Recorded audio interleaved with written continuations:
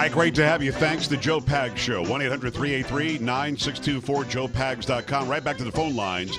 Is it Racino in Sarasota? Racino, what's going on? Hey, Joe. Thanks for having me on. You bet. The question I had is, Donald Trump reportedly incurred the $960 million loss by making a series of pointed investments. But he had to sell the properties at pennies on the dollar to satisfy the people that invested in him as investors. He took advantage of the NOL loophole. Right. But is it right for him to take advantage of that rather than his investors, whose money he lost?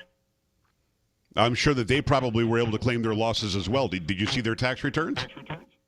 No, sir. No. Yeah, I'm betting that they probably were able to claim whatever difference there was between the pennies on the dollar and their actual loss.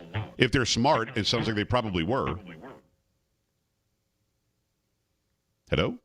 Yeah, that's just the question I had. I mean, I would figure that those that invested, the money he lost, would actually be eligible for the NOL loophole. Yeah, I think they probably would be, and if they're smart, they used it. Good enough. All right, brother. Thanks for seeing it. There you go. So, look, Carrie, I'm here to give answers. Of course you I'm are. the answer man. You are the answer man. I mean, I like where he's coming from. I like the way that he's thinking. But yeah, if they're smart investors, they're able to claim their losses. Absolutely. That's part of the deal. Let me go back at it. Say hello and welcome to Line 3. It's Mike in Raywood, California. Hi, Mike. What's going on? Hey, it's really getting irritating to hear all these, guesses, innuendos, and say that he might not have done something. He might have called somebody Miss Piggy and playing these games in our politicians. And, we're talking about the future of our country here. And to be allowed to do that, there needs to be something done to where maybe we have some integrity in this life, because we don't know what he did, what he didn't do. We know that if he did anything wrong, with everybody going after him, they'd go after him and they'd put him in jail. They'd convict him for something. If there was any possible way to get him, they would. But we do know that 4 people died begging for help, and Hillary had nothing to do with helping them out. But she wanted to take credit for supposedly arguing about getting bin Laden, like that was a tough decision. We know that she, destroyed evidence. We know that she hid evidence. We know that she's been flying around the country and enjoying that, little tax-free, organization she's got. We know that she was writing off underwear in order to get her taxes, knocked down some.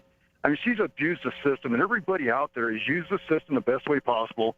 Millions of Americans get more money back than they pay in taxes.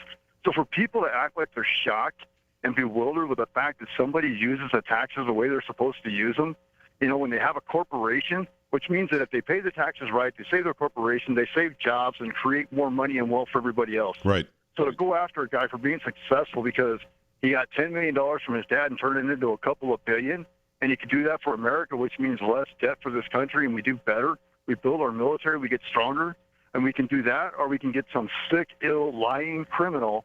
And let's face it, the only people Hillary's ever hired are the people that have gone out there to kill people. Why don't we start asking about the people that have come up and that's your allegation, not mine, Mike. But I hear where you're coming from, my brother. Exactly. I always do, and I appreciate you. I don't know who she hired to kill anybody, but having said all of that, Trump always says he got $1 million loan from his father, and he's turned it into billions and billions of dollars. He said his net worth is about $10 billion now. Forbes, or somebody, says that he's worth about $4 or $5 billion, whatever the hell it is. The guy did the right thing to save his corporation and save millions of jobs over the 20 years. He's had tens of thousands of people employed the entire time. And you're looking at people who are all paying taxes. And then you look at Hillary Clinton, who, again, here's somebody. That's probably what I would say if I were Trump in the next debate. If she brings this up, what he says is she used the exact same NOL that I use with the IRS.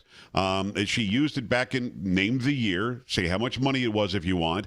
I did it for my family, certainly for my own survival, and because I did that, we did it for the survival of people who relied on a paycheck from the Trump organization. That's really the truth. That's really what I did. And if that's somehow a sin, go for it. But what I didn't do, my duty was to save the jobs. My duty was to save the company. My duty was to save the corporation. My duty was to take care of my family. Hillary Clinton's duty as Secretary of State was to make sure that she was there when our foreign dignitaries, or dignitaries to foreign lands, when they were in need. And what I did was I ignored the cries and calls of Christopher Stevens and the other 3 Americans who died. What I did was I shirked my duty to the point to where 4 Americans died. And then I looked in the eyeballs of their mothers and fathers as their caskets were coming back, and I lied to them about a video. I think that's the response I would have if I were Donald Trump. I'm not, but if I were, I think that's the response I would have. Because, look, nobody out there is saying we love paying taxes and Trump should love it too. She for some reason thinks that's going to be some sort of a selling point. I don't think it's going to be. Carrie, if you can, before we hit the break, I want, if you can, just wet our whistle a little bit with this godfather of green. I had not heard about this guy in a long time. Suddenly, it's almost like the Roe v. Wade plaintiff. She now is the most anti-abortion person out there. That is right, yeah. But this guy was the climate change guy. This was the green guy, right? Fill me in. It's true. From James Dellingpole from Breitbart, James Lovelock, inventor of the Gaia theory and godfather of the modern environmental movement, has finally renounced the green religion.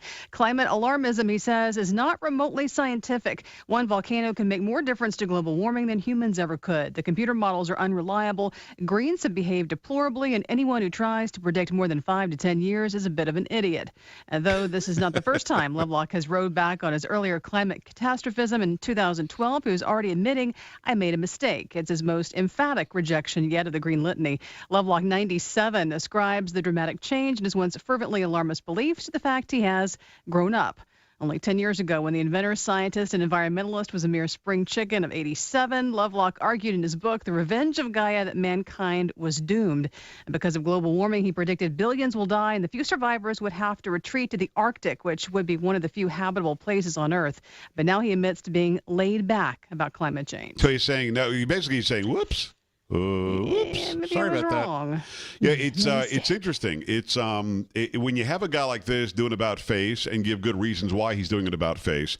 Now the people who are all out there trying to profiteer from climate change or global warming or carbon footprints and everything else, they're going to ignore him. They're going to pretend like he doesn't exist. He's the crazy man. He's like, hey, 97. Come on, crazy old man. When in reality, he's the one who's saying, look, this stuff is bunk. I was wrong. We're going to be fine. People have predicted we're going to run out of fish in the sea 30 years ago. 40 years ago, we had the impending ice age. I don't know why it is, but there's a contingent of people in this country and beyond, in the entire world, who are convinced that they need to be end of the world people. The world is going to come to an end soon. And I'm here to tell you, people have been saying that for many, many, many centuries. Quick break here on radio. Back on TV tomorrow. See you.